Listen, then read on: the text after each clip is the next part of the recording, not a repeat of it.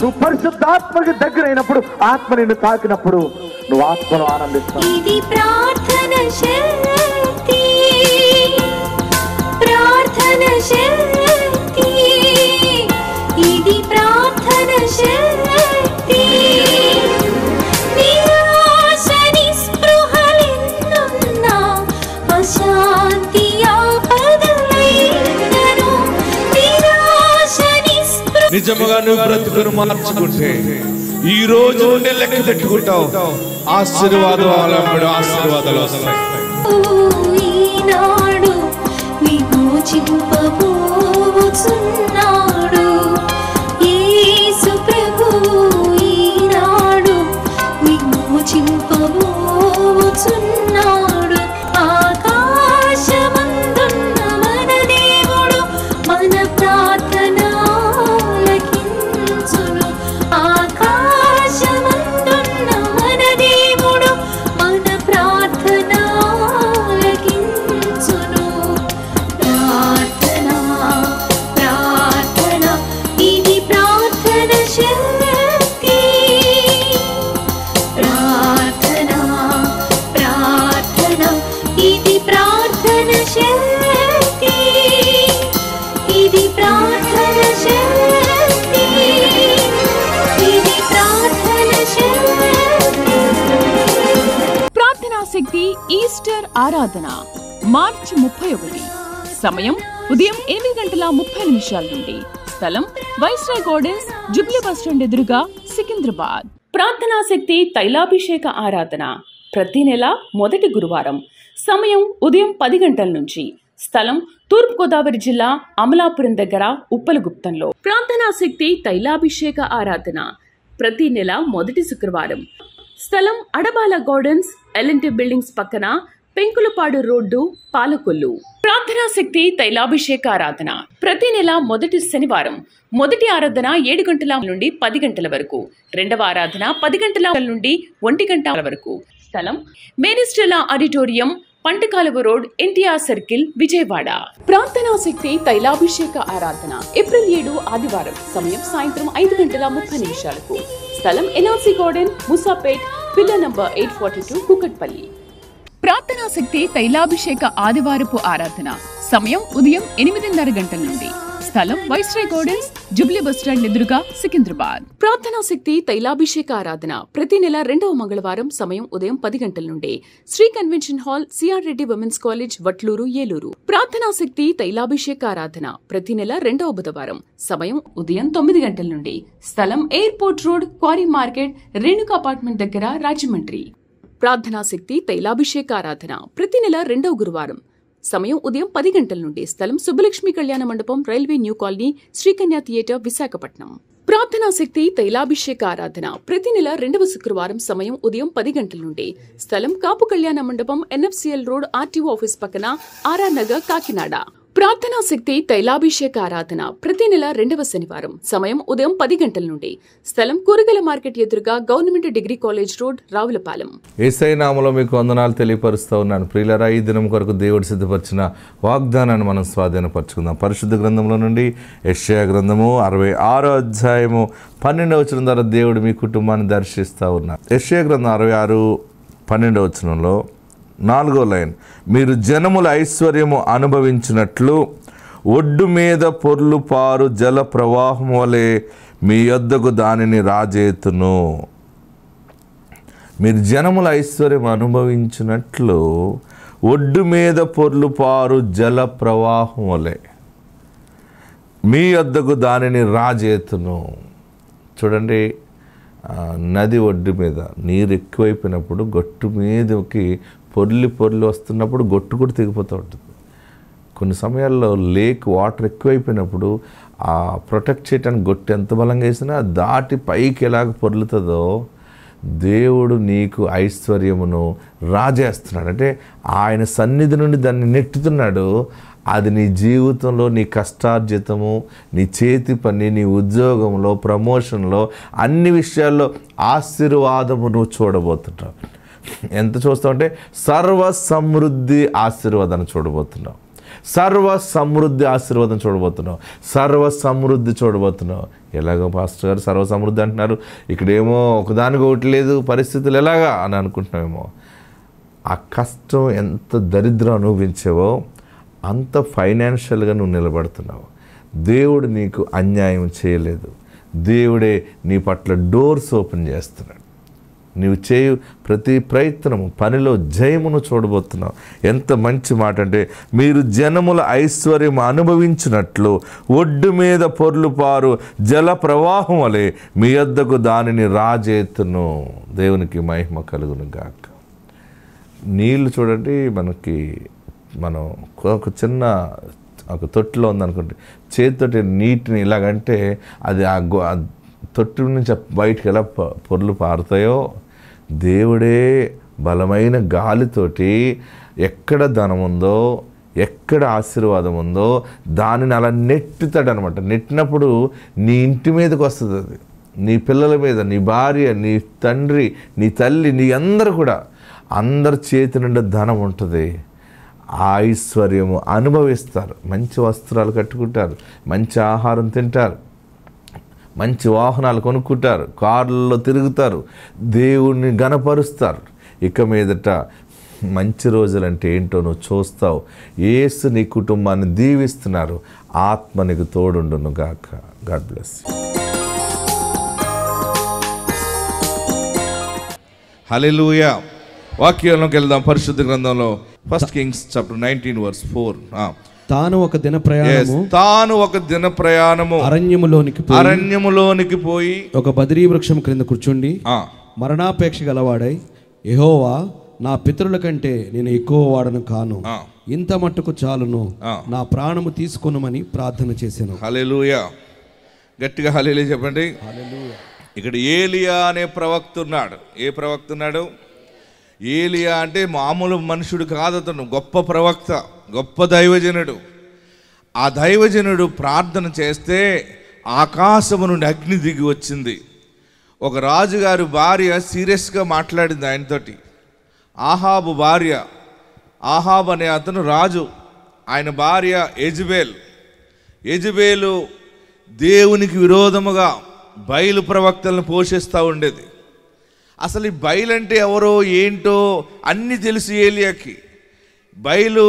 బయలు ప్రవక్తలు వారు చేసే దానికంటే నేను నమ్మిన యెహోవా దేవుడు గొప్పవాడని ఏలియా ప్రకటిస్తూ ఉండేవాడు. ఈ రాజుగారి భార్య, ఆహాబు భార్య యెజబేలు బయలు ప్రవక్తల్ని పెంచి పోషిస్తూ భయంకరంగా దేవునికి విరోధమైనటువంటి వ్యవస్థను స్థాపిస్తూ ఉంది. ఈయన ఒక బలమైనటువంటి సవాలు ఇసిరాడు.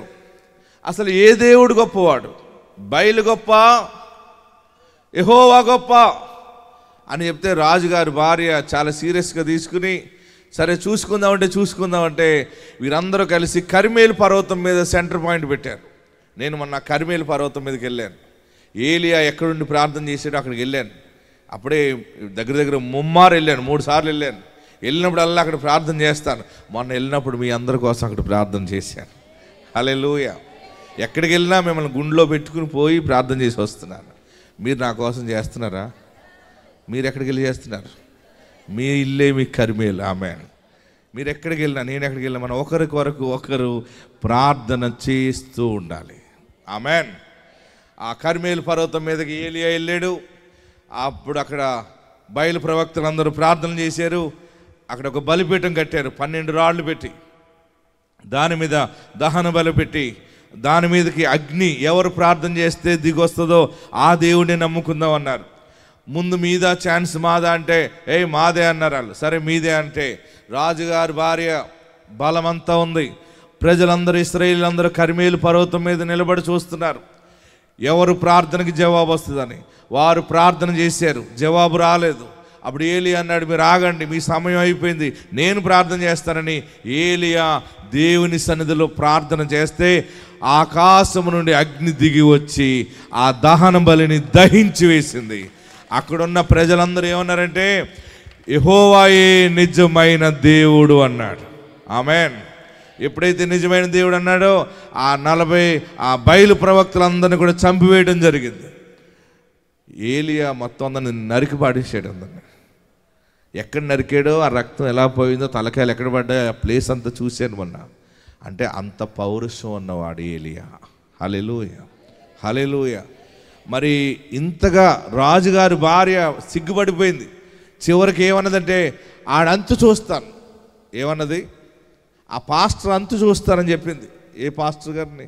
ఏలియాని చంపేస్తాను అని చెప్పి రాజుగారికి చెప్పింది. రాజుగారు కూడా ఇంకా మొత్తం పెత్తనం అంతా నీదే కదా, నువ్వు ఎలాగంటే అలా చేసుకుందామని అన్నాడు. బహుశా ఇదిగో ఏలియాని చంపేస్తానని డిపార్ట్మెంట్ చెప్పింది. కనపడిన చోటల్లా అని పట్టుకుని తీసుకురండి, ఎక్కడ కనపడితే అక్కడ చంపేయాలని పెడితే ఈ పాస్టర్ గారికి భయం వచ్చింది. ఇంత ప్రార్థన చేసి, ఇంత దేవుని అగ్ని దిగి వచ్చింది, ఇంత దేవునితో సంబంధం ఉన్న దైవజనుడికి మరణ భయం అనేది వచ్చింది. ఏమొచ్చింది? మరణ భయం అనేది తప్పదా అని అందరికీ వస్తూ ఉంటుంది. యెజబెలు అందరికీ చెప్పిందేమో, అందరూ ఏలియా ఎక్కడికి వెళ్ళి దాక్కుంటే అక్కడే అందరూ చెప్తున్నారు, నిన్ను చంపేస్తారు, నిన్ను చంపేస్తారు, చంపేస్తారంట. ఏలియాకి భయం వేసి ఒక బదిరీ వృక్షం క్రింద, చిన్న తుమ్మ చెట్టు టైప్ ఉంటుంది అనమాట అది, ఆ చెట్టు కింద కూర్చుని ఇలాగ మాట్లాడుతున్నాడు. ఏమని మాట్లాడుతున్నాడు? చదవండి. తాను ఒక దిన ప్రయాణము, అందరూ చదవండి. తాను ఒక దిన ప్రయాణము అరణ్యములోనికి పోయి ఒక బదిరీ వృక్షం క్రింద కూర్చుండి మరణాపేక్ష. ఏ పేక్ష? మరణాపేక్ష. అందరు చెప్పండి. అప్పులు ఎక్కువైపోతే ఏ పేక్ష వస్తుంది? అప్పులన్నీ తీరిపోతే ఏ పేక్ష వస్తుంది? పెళ్లి పేక్ష వస్తుంది. ఎవరింటికి వెళ్ళిపోదావా? ఎవరు పిలుస్తారా? ఒక గొలుసు కొనుక్కుంటే వచ్చేస్తుంది, ఎవరైనా పిలిస్తే బాగుండు, ప్రోగ్రాంకి వెళ్ళిపోదాం. ఒక పొట్టు చీర కొనుక్కుందనుకోండి, హల్లెలూయా.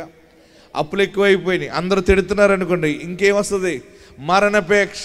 అల్లుడు బాధ పెడుతుంటే మరణపేక్ష వస్తుంది. భర్త బాధ పెడుతుంటే, భార్య బాధ పెడుతుంటే ఇంక బ్రతుకు అనవసరం అనిపిస్తుంది. కానీ ఏలియాకైతే ఇంక నాకు చాలు, నాకు భయంగా ఉంది అని చెప్పి దేవునికి ప్రార్థన చేస్తున్నాడు. ఏలియా ఏమని చేస్తున్నాడంటే, యెహోవా నా పితరుల కంటే, చూడండి, నా పితరుల కంటే నేను ఎక్కువ వాడును కాను, ఇంత మట్టుకు చాలును, ఇంత మట్టుకు చాలును, నా ప్రాణము తీసుకొనుము అని ప్రార్థన చేసెను. ఆమేన్. ప్రార్థనలో కూడా భయం వేసి ఇంకా అన్నాడు, ప్రభువా మా పితరులు ఇంకా గొప్పవాళ్ళు ఉన్నారు, ప్రవక్తలు ఉన్నారు, కానీ వారికంటే గొప్పవాడు నేను కాదు, కానీ ఇంత మట్టుకు నా ప్రార్థనలకి జవాబు ఇచ్చావు, నేను సేవ చేశాను, ఇక చాలు, నన్ను తీసుకెళ్ళిపో, నా పని అయిపోయింది, నాకు భయం ఎప్పుడైతే వచ్చిందో మనిషి డౌన్ అయిపోతారు. ఆమేన్, హల్లెలూయా. మనం ఎప్పుడు కూడా ఎన్ని వచ్చినా ఎన్ని పోయినా అసలు భయపడకూడదు మనం అసలు. ఎందుకంటే బలమైన వాడు మనలను సిగ్గుపడనీయడు. ఆమేన్ అన్న వారందరూ గట్టిగా చప్పట్లు కొట్టి ప్రభుని స్తుతించండి.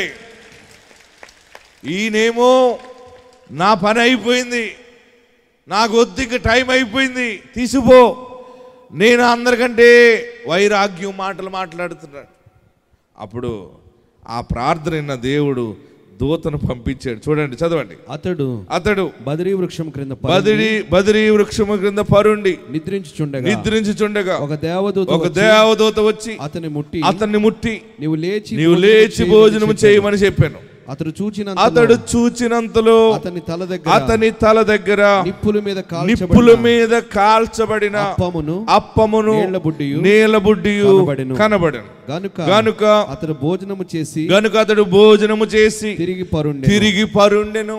అయితే యెహోవా దూత, చూడండి, యెహోవా దూత రెండవ మారు వచ్చి, బాగా అండర్లైన్ చేసుకోండి, అయితే యెహోవా దూత రెండవ మారు వచ్చి అతన్ని ముట్టి నీ శక్తికి మించిన ప్రయాణము, నీ శక్తికి మించిన ప్రయాణము నీకు సిద్ధమై ఉన్నది, నీవు లేచి భోజనము చేయమని చెప్పినప్పుడు అతడు లేచి భోజనము చేసి ఆ భోజనపు బలము చేత 40 రాత్రింబగలు ప్రయాణము చేసెను. ఆమేన్. దేవుడి పనులు ఎలా ఉంటాయంటే విచిత్రంగా ఉంటాయి. మనం అనుకుంటాం, మన పెళ్లి చేసాం, పిల్లోడు పెళ్లి చేసాం, ఇది ఇల్లు కట్టాం, అయిపోయింది, నా వంతు నేను చేసేసాను బాబు, ఇంక నేను బ్రతకలేను, ఈ బాధలు నేను పడలేను, ఇలాంటి మాటలు వినలేను, ఇలాంటి చూడలేను, తీసుకెళ్ళిపో బాబు అని ఏడుస్తున్నావేమో.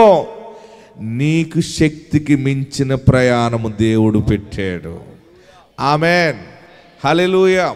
దైవజనుడు ఏలియా ప్రార్థిస్తున్నాడు, నాకు చాలు, నాకు భయముగా ఉంది, నన్ను తీసుకెళ్ళిపో అంటే తీసుకెళ్ళిపోమన్నప్పుడు తీసుకెళ్ళిపోవాలి దేవుడు అన్నవాడు. ఈయన ఇంకా విచిత్రమైన దేవుడు, నేను తీసుకెళ్తాను ఏంటని చెప్పి ఒక అప్పాన్ని పాడేసాడు. అక్కడ ఏం పెట్టాడు? అక్కడ ఒక అప్పం, ఒక చపాతీ పెట్టి నీళ్ళు పెట్టి పక్కకు తప్పుకున్న దేవుని దూత లేచి చూసేటప్పటికి ఏలియాకి అక్కడ రొట్టె దొరికింది. అమ్మో, రొట్టె దొరికింది, దేవుడు పంపించినట్టున్నాడని చెప్పి దాన్ని అంత వింతగా తీసుకోలేదు. ఎందుకంటే ఆయనకి దేవునికి ఉన్న సంబంధం అటువంటిది. ఓకే, నాకు ఆకలిగా ఉంది, చచ్చిపోదాం అనుకున్నాను, పైనుండి పరలోకుండా ఒక రొట్టె పంపించాడు, నీళ్లు పంపించాడని తాగి మళ్ళీ పడుకున్నాడు. ఎందుకంటే అలాంటి అద్భుతాలు ఆయనకి సహజంగా జరుగుతూ ఉండేవి. ఆమెన్. దేవుని బిడ్డలైన మనకి ఎప్పుడు ఒకప్పుడు ఆయన అనుదినము ఆహారం పెడుతూనే ఉన్నాడు, ప్రతి దినము మనల్ని పోషిస్తూ ఉన్నాడు. మళ్ళీ పడుకున్నాడు. ఆయన పండుకుంటే దేవుని దూత వచ్చి లెగ్గొడుతుంది. ఓ ఏలియా, హలో, ఏమని ప్రార్థన చేస్తున్నావు, ఏంటి మాట్లాడుతున్నావు? అదేనమ్మా, ఇంకా నా పరిస్థితి అయిపోయిందని అన్నీ చెప్పి ఉండవచ్చు. దేవుని దూత అంటుంది, నీవు తిను. ఏంటి? నీవు అప్పం తిన్నావు కదా, నీ శక్తికి, ఈరోజు అంశం ఇదే మనకి, నీ శక్తికి మించిన ప్రయాణము సిద్ధమై ఉన్నది. అప్పులు అయిపోయినాయి అనుకుంటున్నావా? నా పరిస్థితి అయిపోయింది అనుకుంటున్నావేమో. అప్పులు అవ్వటం కాదు, అప్పులు తీరుస్తావు. ఇంకా పెద్ద వ్యవస్థ దేవుడు నీ ద్వారా కట్టించబోతా ఉన్నాడు. హల్లెలూయా. నాకు రోగం వచ్చింది, నాకు బలహీనత అయిపోయింది, బోన్ సిస్టమ్ అంతా కూడా ఎముకలు క్షీణించిపోతున్నాయి, లేకపోతే నాకు ఏదో రోగం వచ్చింది, నాకు ఇక్కడ జాయింట్లో జిగురు అరిగిపోయింది, అది పోయింది, ఇది పోయింది, గుండె మధ్య ఎక్కువ కొట్టుకుంటుంది, రకరకాలుగా ఉన్న కిడ్నీ పాడైంది, లివర్ పాడైంది అని అనుకున్నావేమో. నీ శక్తికి మించిన ప్రయాణము, ఇంకా గొప్ప దీర్ఘాయుష్ దేవుడు నీకు దాచిపెట్టాడు. ఏలియా ఆ రోజే చాలు అయిపోయింది అన్నాడు. దేవుని ఆత్మ చెప్తా ఉంది, దేవుని దూత వచ్చి, నీ శక్తికి మించిన ప్రయాణం ఉన్నది. హల్లెలూయా. ఈరోజు ఆశీర్వాదం ఏంటంటే, మీకు తెలియదు కానీ బలమైన కార్యాలు మీరు చేయబోతా ఉన్నారు. నేనుంటాను, మీరు చేస్తారు, బలమైన సాక్ష్యాలు మీరు ఇక్కడ చెప్తారంతే. మీరు చావరంతే. ఎవరైనా చచ్చిపోతావంటే ఏంటారు, ఏమనాలి? మీరు ఒకరికొకరు చెప్పండి, నువ్వు చావనే చావు. పక్కకు అటు తిరిగి ముఖం మీద ఇలా చెప్పండి, అమ్మా నువ్వు చావనే చావు. హల్లెలూయా. మనము మరణం అనే దాన్ని మనం తరుము కొట్టాలి. ఎవరైనా నోటి నుండి కూడా చచ్చిపోతానంటే సైతానా అనాలి. మాట్లాడేది సైతాన్ అనమాట. హల్లెలూయా, హల్లెలూయా. నీకు మరణమే లేదు, నీకు చావు లేదు, దేవుడు నీ పక్షముగా ఉన్నాడు, నీ శక్తికి మించిన ప్రయాణం ఉన్నదని చెప్పండి. పక్కవారికి చెప్పండి, మీ పక్కవారికి, అమ్మా నీకు శక్తికి మించిన ప్రయాణం ఉన్నది. ఇంతవరకు నీ కుటుంబంలో నువ్వు చేసేవేమో, నీవు ఇంకా అనేక కుటుంబాలకి ధర్మ కార్యాలు చేయబోతున్నావు, అనేక ప్రాంతాలను ప్రయాణం చేయబోతున్నావు, కుటుంబముగా నువ్వు వెళ్ళి దేవుని కనపరచబోతా ఉన్నావు. శక్తికి మించిన ప్రయాణము దేవుడు నీకు సిద్ధము చేసాడు. పెట్టుబడి లేదు, వ్యాపారం ఎలాగనుకుంటావేమో, చెరువులు నష్టపోయానని అనుకుంటావేమో, ఉద్యోగం అంతా పోయింది, లేకపోతే భార్య వదిలేసింది, భర్త వదిలేసాడు, లేకపోతే నేను ఒంటరి అయిపోయాను, నాకు ఇంక అన్నీ అయిపోయినాయి, ఇంకా నాకు చావు తప్ప ఇంకేది లేదు, వెళ్ళిపోయే కాలమే కానీ వచ్చే కాలము లేదని ఏడుస్తున్నావేమో. నీ శక్తికి మించిన ప్రయాణము దేవుడు దాచిపెట్టాడు. దాచిపెట్టడమే కదా, ఇక్కడ ఏమంటున్నాడంటే సిద్ధమై ఉన్నది. ఆమేన్. కట్టిన 4 పొట్టు చీరలు కట్టానమ్మా, వేసుకున్న 4 వేసుకున్నానమ్మా, అన్ని బేమ తీరిపోయిందమ్మా, వెళ్ళిపోతానమ్మా అనుకుంటావేమో. మళ్ళీ 2 రెట్లు పొట్టు చీరలు కట్టాలి, నువ్వు 7 రెట్లు నగలు వేసుకోవాలి, నువ్వు మళ్ళీ ముస్తాబవ్వాలి. నువ్వు పెద్ద మనిషిగా న్యాయాధిపతిగా ఉంటావు, అనేక మందికి నీ చేతి నుండి సహాయము చేస్తావు, అనేక మంది ఎదుట పొగిడించబడతావు, అనేక మంది ఎదుట ఆరోగ్యమైనటువంటి దీపస్తంభముగా ఉంటావు, ఆశీర్వాదకరమైన దీపస్తంభంగా ఉంటావు. వాగ్దానం వస్తున్నప్పుడల్లా ఆమేన్ ఆమేన్ 7 మార్లు చెబుతూ గట్టిగా చప్పట్లు ప్రభువుని స్తుతించండి. ఓ ఏలియా, నీవు మరణాపేక్షతో ఉన్నా కానీ నీకు మరణం ఇప్పుడు లేదు. ఇంకా నీ పని దేవుడికున్నది. నీవు 40 దినాలు ప్రయాణం చేయి. ఆమేన్. హల్లెలూయా, హల్లెలూయా. దేవుడు నీకు తోడై ఉన్నాడు. ఈరోజు ఈ తైలాభిషేక ప్రార్థన ద్వారా దేవుడు నీకు ఇచ్చిన గొప్ప శుభవార్త, నీ శక్తికి మించిన ప్రయాణము సిద్ధమై ఉన్నది. నేను అంత పెద్ద వ్యాపారం చేయలేనేమో అనుకుంటున్నావేమో, దానికి మించిన వ్యాపారం ప్రారంభమై ఉన్నది. దేవుడు సిద్ధము చేశాడు. నేను అంత పెద్ద పెళ్లి సంబంధం, అంత పెద్ద సంబంధం మేము అందుకోలేమేమో, మేము ఇచ్చింది తక్కువే కదా, మా బిడ్డకి ఇచ్చింది ఇదే కదా, దీనికి తగ్గ వండని చూద్దాం, అంతకు తగ్గ బొంత చూద్దాం అన్నది మొన్న ఒక ఆమె. నేను అన్నాను, బొంత ఏంటమ్మా అన్నాను. అదే రెండు పెద్దలు అంటారండి అంతకు తగ్గ బొంత అని. అంటే నాకు అర్థం కాలేదు చాలా సమయం. మీకు అర్థమైందా?